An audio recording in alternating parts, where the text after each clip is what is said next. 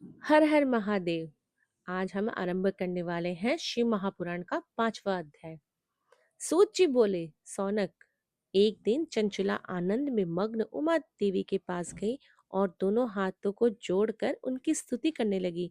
चंचला बोली, हे गिरिराज नंदिनी स्कंदा माता उमा, आप सभी मनुष्यों एवं देवताओं द्वारा पूज्य एवं समस्त सुखों को देने वाली है। आप शंभु प्रिय हैं, आप ही सगुना और निर्गुणा हैं। हे सच्चिदानंद स्वरूपिणी, आप ही प्राकृतिक की पोषक है। हे माता, आप ही संसार की सृष्टि पालन और संहार करने वाली हैं। आप ही ब्रह्मा विष्णु और महेश को उत्तम प्रतिष्ठा देने वाली परम शक्ति हैं। सूत जी कहते हैं, सौनक, सदगति को प्राप्त चंचुला इस प्रकार देवी की स्तुति कर शांत हो गई। उनकी आंखों में प्रेम के आंसू उमड़ गए।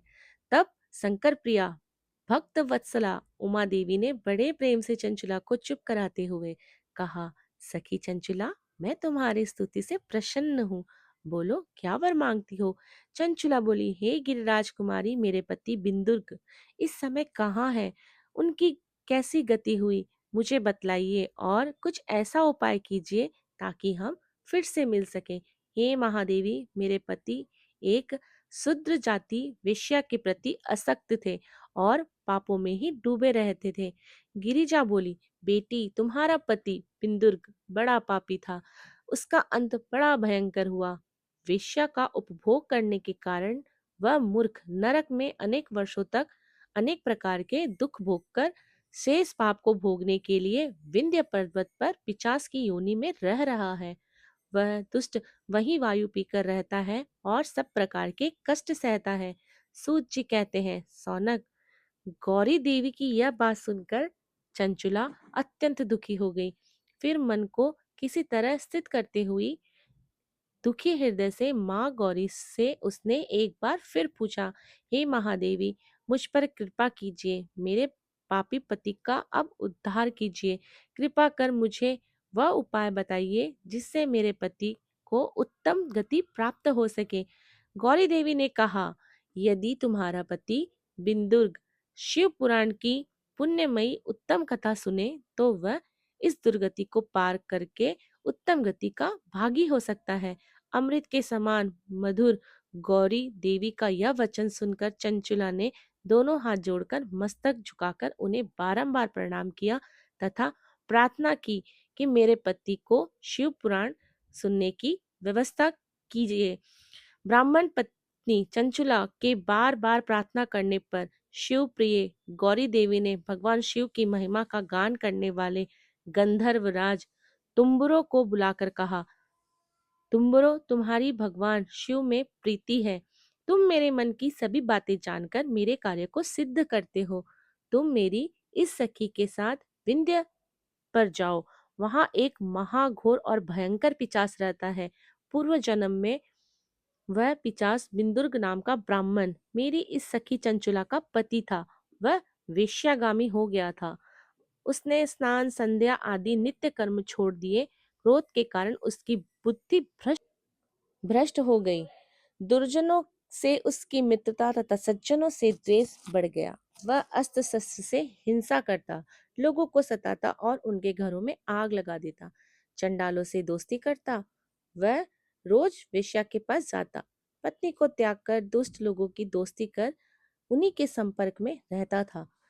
वह मृत्यु तक दुराचार में फंसा रहा। मृत्यु के बाद उसे पापियों के भोग स्थान यमपुर ले गया।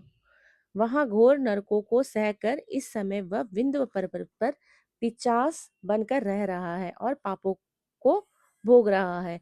तुम उसके सामने परम पुण्यमयी पापों का नाश करने वाली शिव पुराण की दिव्य कथा का प्रवचन करो। इस कथा को सुनने से उसका हृदय सभी पापों से मुक्त होकर शुद्ध हो जाएगा और वह प्रेत योनि से मुक्त हो जाएगा। दुर्गति से मुक्ति होने पर उस बिंदुर्ग नाम पिशाच को मीवान पर बिठाकर तुम भगवान शिव के पास ले आना। सूत जी कहते हैं, सौनक, माँ उमा का आदेश पाकर गंधर्वराज प्रसन्नता पूर्वक अपने भाग्य की सराहना करते हुए चंचला को साथ लेकर विमान से पिशाच के निवास विंध्या पर्वत पर गए। वहां पहुंचकर उसने उस विकराल आकृति वाले पिशाच को देखा। उसका शरीर विशाल था, उसकी थोड़ी बड़ी, और वह कभी हंसता, कभी रोता और कभी उछलता था। महाबली तुम्बरों ने बिंदुर्ग नामक पिशाच को पासों से बांध लिया। उसके पश्चात तुम्बरों ने शिव पुराण की कथा बांटने के लिए एक स्थान की तलाश कर मंडप की रचना की। शीघ्र ही इस बात का पता लोगों को चल गया कि एक पिशाच के उद्धार हेतु देवी पार्वती की आज्ञा से तुम्बरों शिव पुराण की अमृत कथा सुनाने विंध्या पर्वत पर आए हैं। उस कथा को सुनने के लोभ से बहुत से देवर्षि वहां पहुंच गए। सभी को आदर पूर्वक स्थान दिया गया। पिशाच बिंदुर को पाशों में बांधकर आसन पर बिठाया गया और तुम्बरों ने परम उत्तम शिव पुराण की अमृत कथा गाना शुरू किया। उन्होंने पहले विंध्येश्वरी संहिता से लेकर सातवीं वायु संहिता संहिता तक शिव पुराण की कथा का स्पष्ट वर्णन किया। सातों संहिताओं सहित शिव पुराण को सुनकर सभी श्रोता कृतार्थ हो गए। परम पुण्यमय शिव पुराण को सुनकर पिशाच सभी पापों से मुक्त हो गया और उसने पिशाच शरीर का त्याग कर दिया। शीघ्र ही उसका रूप दिव्य हो गया। उसका शरीर गौर वर्ण का हो गया। शरीर पर श्वेत वस्त्र एवं पुरुषों के आभूषण आ गए। इस प्रकार दिव्य देहधारी होकर बिंदुर्ग अपनी पत्नी चंचला के साथ स्वयं भी शिव का गुणगान करने लगा। उसे इस दिव्य रूप में देखकर सभी को बड़ा आश्चर्य हुआ। उसका मन परम आनंद से परिपूर्ण हो गया। सभी भगवान महेश्वर की अद्भुत चरित्र को सुनकर कृतार्थ हो गए।